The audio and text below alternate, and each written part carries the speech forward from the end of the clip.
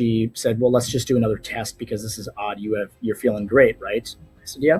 And they did a biopsy and did a CT scan. They told me that I had colon cancer and it was stage 4. That was honestly the worst day of my life. My case was so advanced that if I didn't catch it when I did, that I was a couple weeks away from jaundice and complete liver failure. I found out completely by accident. They had a thing with new employees and their family if they get a physical to reduce the cost of healthcare. So I went in and just got blood work and just kind of the basic annual physical type of a thing.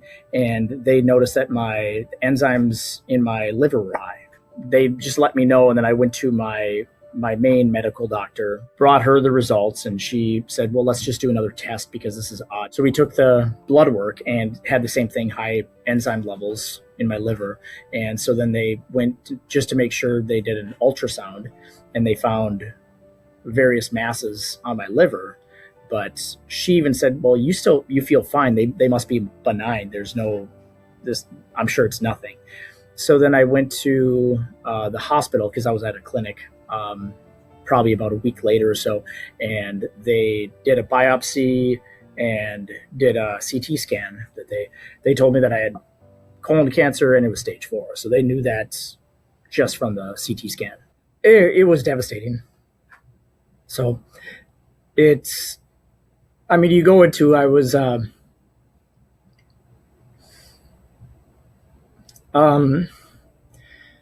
working out every day. I was even an instructor. And so thought I was very healthy. Everything was great. And you go from that to, saying that you had stage 4. The thing that really got me later was when I met with my oncologist, and she said that there was no cure, that it was terminal. So that was very tough. I have it metastasized to my liver and both my lungs, but it was so small, my lungs and my colon was not like as much of a problem. They were always worried about the liver. The liver was killing me, like most immediately. It was within a week that I met with my oncologist for the first time that I had my port installed. And then I had my first treatment. I was actually anxious to do it because just kind of waiting around was just the worst. So I wanted to actually start fighting this thing. So they got me on the strongest chemotherapy possible. It's called FOLFIRINOX. And the main thing was it's a 5FU, which is a chemo pouch that stays with you after your main infusion for 46 hours. The other ones was oxaliplatin, irinotecan, and then another separate dose called Avastin. And I'm probably missing maybe a few other smaller ones, but those were the main ones. It was a little bit tough the first time.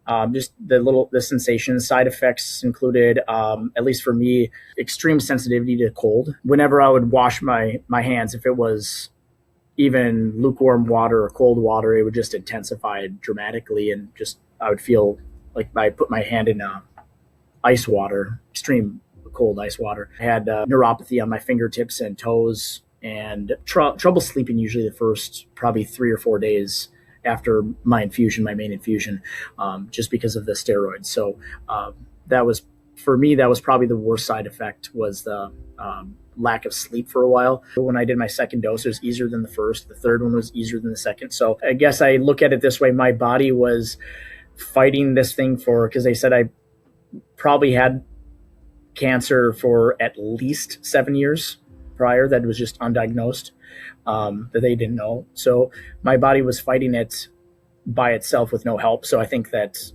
as I started getting the chemo, fighting it, and that my body was responding because it wasn't just being overwhelmed. So I went to 9 rounds. Then I ended up having to go to the emergency room with severe abdominal pain back in beginning of April, and it ended up being a blockage. So my main tumor was in my colon, but as it was dying, because it was initially about a softball size, they said, that calcification was helping to block my colon more and more. I got a colonoscopy, which was the first one I'd ever had, and they said that it was just a pinhole size, that it was almost completely blocked. The couple options I had was, the main one that they were pushing for was an ostomy bag to just redirect my colon.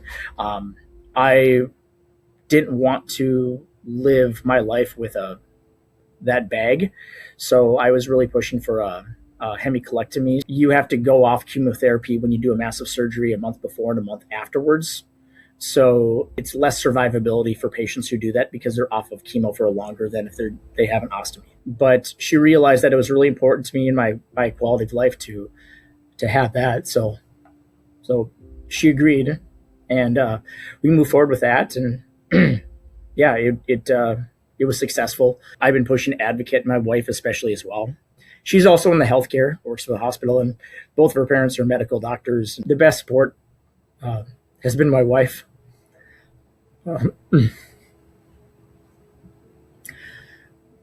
But I also have my kids.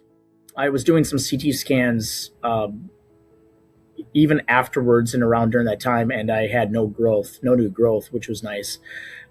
So that was huge, because that was the biggest, fear for all of us, that there would be growth, and there was none. And then my recovery, they told me I'd be in the hospital for a minimum of 5 days. After my surgery, I had the rest of that day, the next day, and I got out. So essentially the third day. And it wasn't even me pushing it. It was just the doctor came by and she said, "Hey, you've had bowel movements." I was walking around because I wanted to recover fast. So they said, "If you want to go home, you can." And I don't know any patient who wants to stay in the hospital. So I was out of there as soon as they pulled all the tubes and stuff out of me. So that surgery was in June, beginning of June. And then I couldn't start my chemo again until July. And I was on maintenance chemo. So it's pretty much the 5FU pump and a few of the steroids and things that help it kind of work better every 2 weeks on a Monday. And so far I haven't had growth with the FOLFIRINOX. It reduced my tumors by over 70%. And they can't pick up any cancer anymore in my lungs. So even though my oncologist feels that it's still there, no test can detect it. And my colon is free because they removed it in the surgery. And when the doctor removed it, he told me it was about the size of a golf ball. So it went from a softball to a golf ball. Now, right now, it's just in my liver. Both of my doctors that I go to, and I have my second opinion at the Mayo Clinic, they said I'm on chemo for life. My doctors and nurse practitioners, the ones who told me that I had less than 2 years, when they have seen my results, or they see me all the time, they're ask me, "Hey, how are you feeling? What's going on?" And I'm usually good, fine, nothing new. Kind of a routine schedule at this point. And they just say, "God, that's just amazing." They originally had the testing for colonoscopies at 50, dropped to 48. Now it's at 45. I got diagnosed at 43. And they told me I had it for at least 7 years. So that put me in my 30s. And I have no family history of colorectal cancer. So honestly, the testing for this needs to be dropped drastically, because it is affecting families and literally killing people. People, as soon as they can get tested, or even if they're able to get it earlier, or they're finding any type of loophole, get testing early. It will affect you and your family. I was giving very little to no hope on mine, and miraculously I was able to fight through this. So my story, according to them, would be about ending right now. And it's not because of me pushing, as well as my family and friends and the care of the hospital and the doctors. So they have numbers, and numbers don't lie, but there are outliers, and I am one of them, to be able to survive as long as I have.